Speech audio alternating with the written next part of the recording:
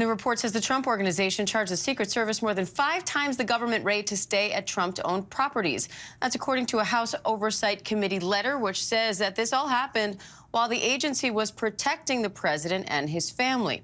That letter from House Committee on Oversight and Reform Chair Carolyn Maloney says the Secret Service spent at least $1.4 million in tax dollars at Trump Organization hotels, paying more than the accepted rate.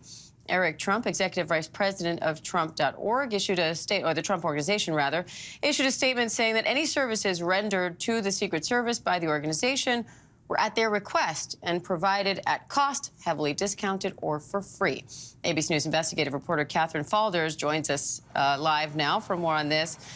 Catherine, what exactly is Maloney alleging happened here, and how deep does this go?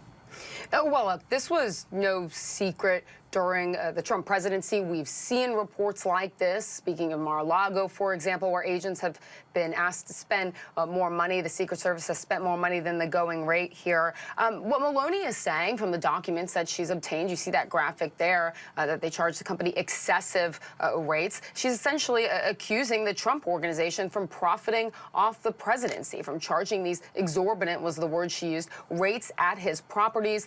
You mentioned the 5 times the going rate that Eric Trump was right there when the agents were staying at the Trump Hotel.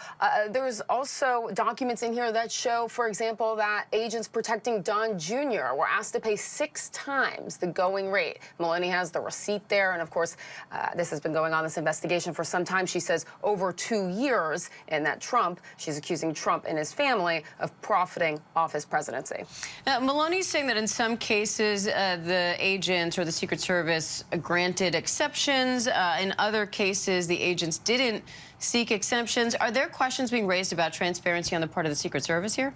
Well, absolutely. And Maloney has said that she still doesn't have all of the documents that she wants from the Secret Service. Now, this whole idea of exemptions, she mentions there were 40 instances where the Secret Service granted that higher rate, for example. And then there was another instance that she mentions at Mar-a-Lago. And the Secret Service said that they didn't request exemptions for the stay because it was a months-long stay. They couldn't figure out, for example, how to get this waiver through the Government Services Administration. Those are where the contracts are done through. So definitely raising questions about the transparency here and information that the Secret Service, she claims, still hasn't given her within the 2 years that they've been investigating this. So what happens now? Maloney's written this letter, sent it to the Secret Service.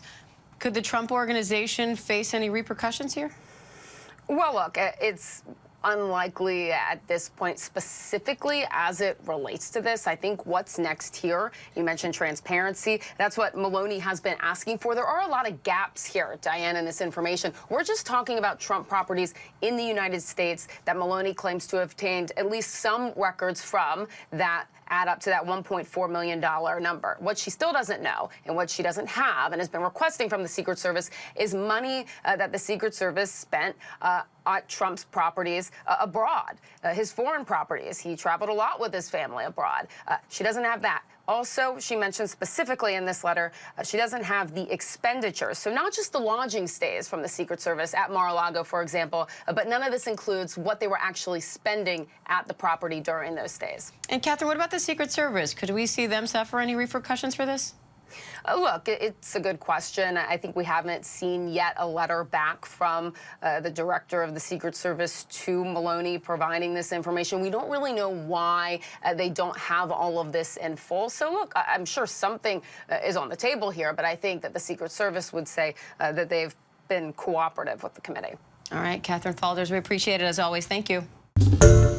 Hi, everyone. George Stephanopoulos here. Thanks for checking out the ABC News YouTube channel. If you'd like to get more videos, show highlights, and watch live event coverage, click on the right over here to subscribe to our channel. And don't forget to download the ABC News app for breaking news alerts. Thanks for watching.